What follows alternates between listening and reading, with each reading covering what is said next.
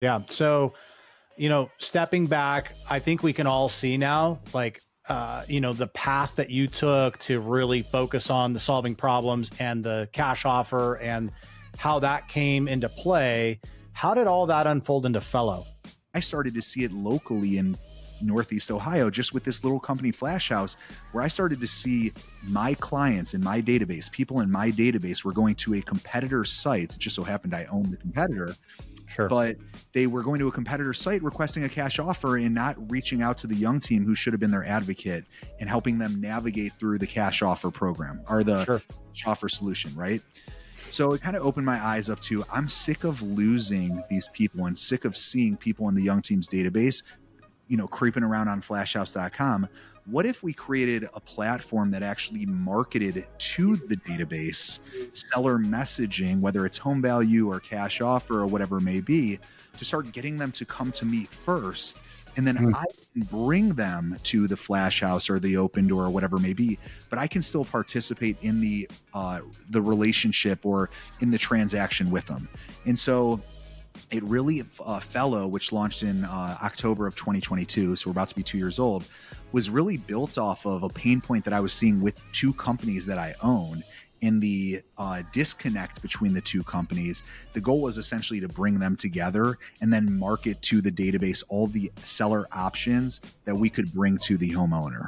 The unique thing about that honestly, not very few agents could ever have experienced is that you owned two really successful businesses and saw how one was taking from the other.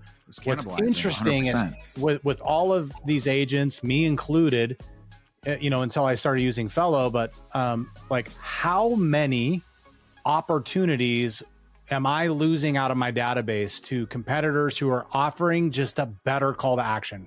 Yeah. I mean, well, here's what we see. This is some big data that we have in Fello, and Fello has grown to be a very big company. We have 2,000 teams on the platform.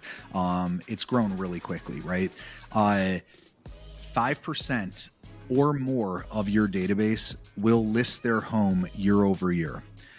The funny thing is that 5% is actually probably low, but that's only based off of the homeowners that we know are in your database.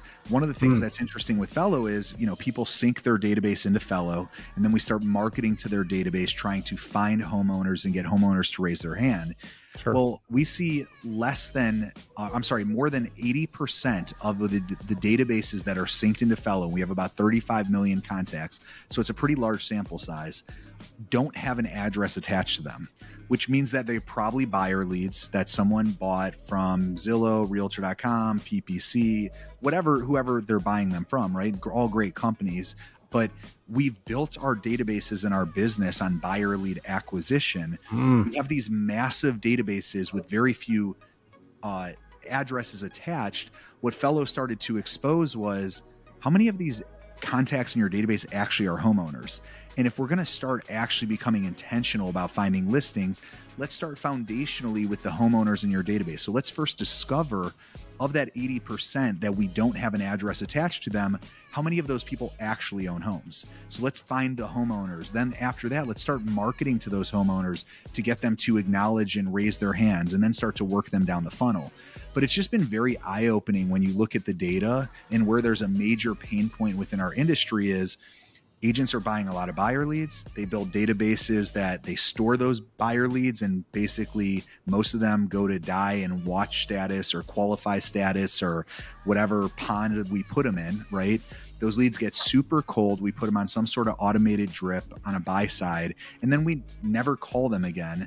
And Fello started to very quickly expose there are some really good people in that database for you to call and to have conversations with, and a lot of them own homes. And so it's been really eye-opening to show the industry over the past 2 years of our databases have a ton of value to them. They're our largest asset. But if you're not treating it like a large asset, if you're not treating it like a luxury asset or an important asset, you're probably not going to drive much revenue out of it. And that 5% number is probably going to be realistic. The goal is, if I can help you find 50% of the homeowners in your database that you didn't even know were there, think about how many more homeowners are going to be listing their house that we can show you, and we can help you come up with a strategy on how you start converting more of them. Yeah, I think you kind of, before Fello, you had two camps of agents, right? You had the agent that didn't have a database, right? Or the agent that believed in CRMs and a database, but believed in it so much that they just relied on the automation and they had zero intention around how am I going to expose what's inside of my database for what it really is, which is where are the active buyers, where are the active sellers. 100%. And that's kind of the gap that Fello brings to the table, is it exposes the people. And there's some really cool data that you were sharing with me that Fello is bringing or currently is in slate to bring on, which is basically being able to tell us like, hey, this person's very likely, based on all of these factors, they're very likely to sell. So now you actually have a radar on top of a really good system that exposes the holes in your database. 100%. Yeah. The biggest challenge with like propensity data is a lot of times it's just consumer data that we're relying on. What we do is we not only take the consumer data, but we also apply the actual behavioral data, the engagement data on top of it. So if this person is more likely to sell because they've been in their home for over 20 years and they don't have a mortgage on their property and they're buying things that would suggest that they, just had a baby or they bought a diamond ring, they got married, whatever it is. Well, great. Let's take that as a foundation of the data, but then whoever's engaging with the messaging, whoever's communicating, raising their hands, let's add additional points to them when it comes to lead scoring. And what we found is the best way to lead score is combining both the big data and the engagement data together. And so you can become really intentional on who you're reaching out to and strategic on why you're reaching out to the people that you are, Wow. That's awesome, man.